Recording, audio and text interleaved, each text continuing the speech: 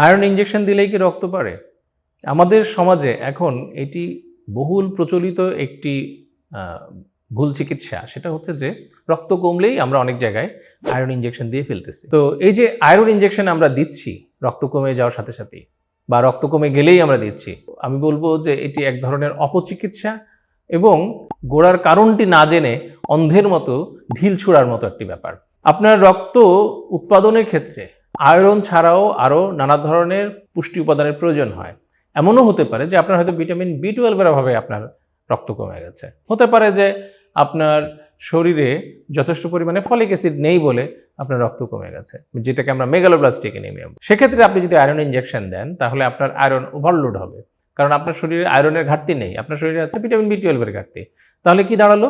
আপনি যে আয়রনটা দিচ্ছেন সেটি আপনার কোনো কাজে লাগছে না, বরং সেটি অতিরিক্ত হিসেবে আপনার শরীরের বিভিন্ন অঙ্গ প্রত্যঙ্গে জমা হয়ে আপনার অঙ্গ প্রত্যঙ্গের কার্যক্ষমতাকে সে নষ্ট করবে। রক্ত আরও অনেক কারণে কমে যেতে পারে। এই যে পুষ্টি উপাদানের কারণে রক্ত কমে যাওয়া ছাড়াও আপনার শরীরে অন্য কোনো রোগ, যেমন আপনার কিডনি রোগ হয়ে থাকতে পারে। কিডনির রোগ হলে আপনার রক্ত কমে যেতে পারে, আপনার লিভারের অসুখ হতে পারে, তার জন্য আপনার রক্ত কমে যেতে পারে। আপনার রক্তের কিছু নিজস্ব রোগ আছে বা বোন ম্যারোর রোগ আছে, যেমন মাইলোডিসপ্লাস্টিক সিনড্রোম, অ্যাপ্লাস্টিক অ্যানিমিয়া, সেগুলো হতে পারে।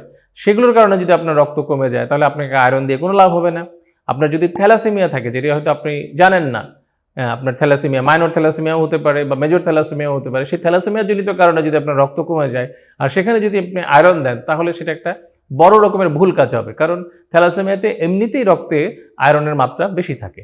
আর সেই জায়গায় আপনি যদি উপরোক্ত সেখানে আপনি যদি আয়রন ইনজেকশন নেন, মানে আপনার শরীরে রক্ত তো বাড়বেই না, বরং অতিরিক্ত আয়রন আপনার শরীরে জমা হতে থাকবে, যা আপনার অঙ্গ প্রত্যঙ্গের জন্য ক্ষতিকর। অর্থাৎ রক্ত কি কারণে কমে যাচ্ছে তার উপরে নির্ভর করে আসলে আপনার চিকিৎসাটি নির্বাচন করতে হবে। রক্ত যদি আয়রনের ঘাটতির কারণে কমে যায় তাহলে সেক্ষেত্রে আপনি আয়রন ট্যাবলেট বা আয়রন ইনজেকশন দিয়ে চিকিৎসা করতে পারেন এবং তাতে উপকার পাবেন। কিন্তু অন্য কারণে যদি আপনার রক্ত কমে যায় তাহলে আয়রন দিয়ে আপনার কোনো লাভ হবে না, রক্ত বাড়বেও না। আরেকটা জিনিস মাথায় রাখতে হবে, সেটা হচ্ছে যে আয়রন ইনজেকশন সবসময় আমাদের জন্য জরুরি নয়। আয়রন ইনজেকশন এবং আয়রন ট্যাবলেট একইভাবে কাজ করে এবং উভয়েরই কার্যক্ষমতা প্রায় কাছাকাছি। আমরা মূলত যেসব রোগীরা নিয়মিত আয়রন ট্যাবলেট খেতে পারেন না বা আয়রন ট্যাবলেট খেতে গেলে নানান ধরনের প্রতিক্রিয়া হয়, তাদেরকে আমরা আয়রন ট্যাবলেট না দিয়ে আয়রন ইনজেকশন দিয়ে থাকি। অনেক সময় দেখা যায় পেশেন্টের নন কমপ্লায়েন্ট থাকে, অর্থাৎ 10-15 দিন ওষুধ খেয়ে বন্ধ করে দেয়, অনেকে ওষুধ খেতে চায় না।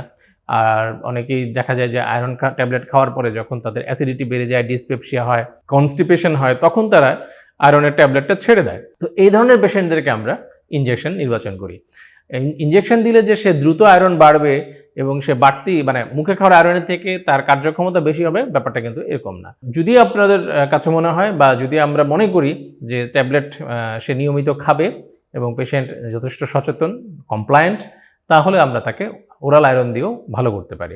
ওরাল আয়রন এবং ইনজেক্টেবল আয়রন এই দুই ক্ষেত্রেই একজন মানুষের রক্ত বেড়ে স্বাভাবিকের আসতে 3 থেকে 4 সপ্তাহ পর্যন্ত সময় লেগে থাকে। সুতরাং সেই সময়টুকু আমাদের অপেক্ষা করতে হবে। এমন না যে ইনজেকশন দিলে সেটা 1 সপ্তাহের মধ্যে বেড়ে যাবে আর মুখে খেলে সেটা সময় দেরি হবে, সেরকমও না। কারণ বলতে চাই যে আপনার চিকিৎসকই সিদ্ধান্ত নেবেন যে আসলে আপনার জন্য কোন চিকিৎসাটি প্রযোজ্য। ইনজেকশনের মাধ্যমে আয়রন নেবেন নাকি মুখে আয়রন খাবেন।